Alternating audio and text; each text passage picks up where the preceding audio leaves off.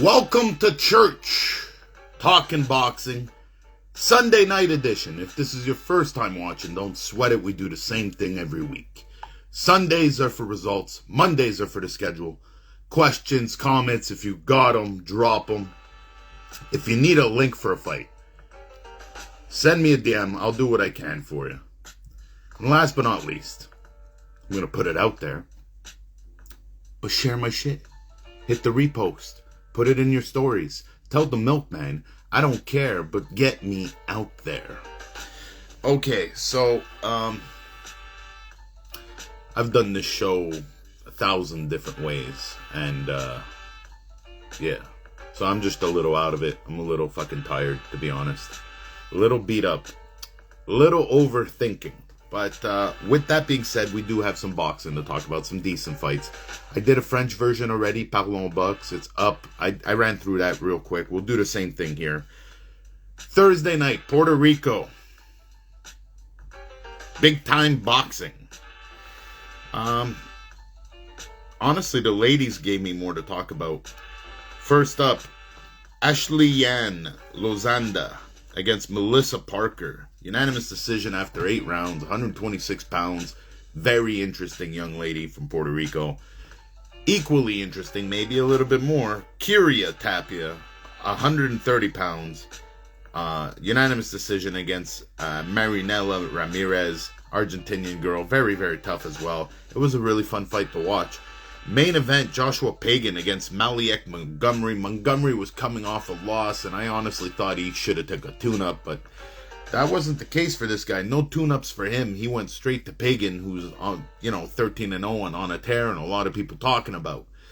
And, well, sure enough, it was a messy fight. There was a couple of headbutts, but I don't think they were headbutts. It was more head clashes.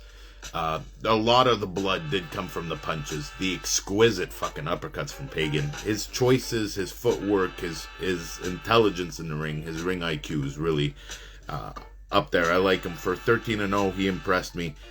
That was Thursday night. Saturday, we had a couple weird things on Saturday.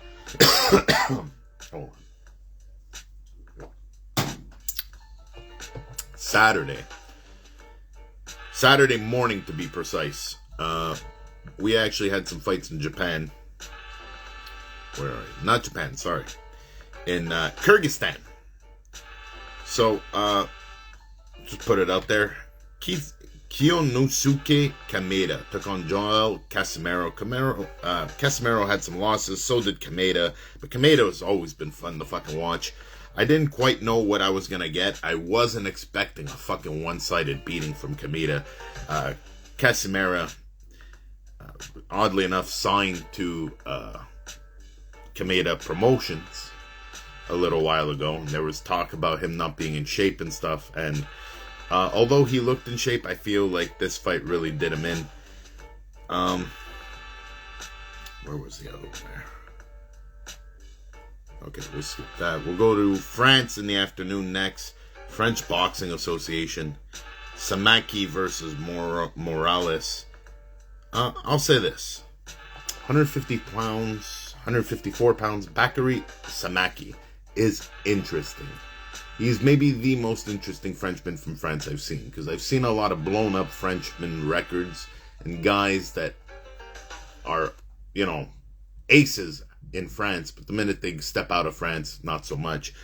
I have a feeling Samaki, might have a chance out there. Not quite sure how he matches up against some of our talent at 154, but that being said, it was a solid fight from him. He actually didn't fight Morales. He ended up fighting a guy named Alejandro Ortiz, who was decent Colombian, but not on his caliber. Last but not least, London. Greenwich. Fabio Wardley versus Joshua Parker. Fuck, I'm tired. Undercard to this was a little underwhelming, to be honest. For a pay-per-view, $70. Go fuck yourself. I'm serious. Queensbury Promotions, Frank Warren. I like Joseph Parker, and on that alone, you tried charging me $70. Fabio Wardley, interesting. hard hitting. But I did not think, and I said it last week, I did not think he had the skills that Parker did. Now, Parker's obviously had some losses, but he's been on a tear, and, you know, he's buddies with Usyk. Some people were actually hoping for them to face off. And I really thought Parker was in a rhythm right now and that he wasn't going to be beatable by Wardley. I thought maybe Wardley was a little too one-dimensional because, honestly, up until now, I had only seen the power from him. Now, what was interesting about this fight is that he met Parker right in the fucking middle, and he traded with him, punch for punch. And the other thing is, he was countering. Not only was he countering, but he was countering faster and harder. He basically redlined the engine and wanted to see how far Parker could fucking go. And I thought Parker's conditioning was going to be great, but Wardley just fucking strong, man. And this was a use of his power that... in the past, he's looking to set up one big shot, looking to put the guy away. This time around, he fucking jackhammered him. Just hammer, hammer, hammer, hammer. The stoppage. I agree the stoppage was a little funky, but the ref's not wrong. I mean, he was getting tagged openly. It was not going to go good for Parker. I like him better being able to come back and maybe do a rematch than him, you know, getting annihilated or knocked out cold. That being said, I don't think we've seen the last of Joseph Parker, but we're definitely on the retirement tour, I would say.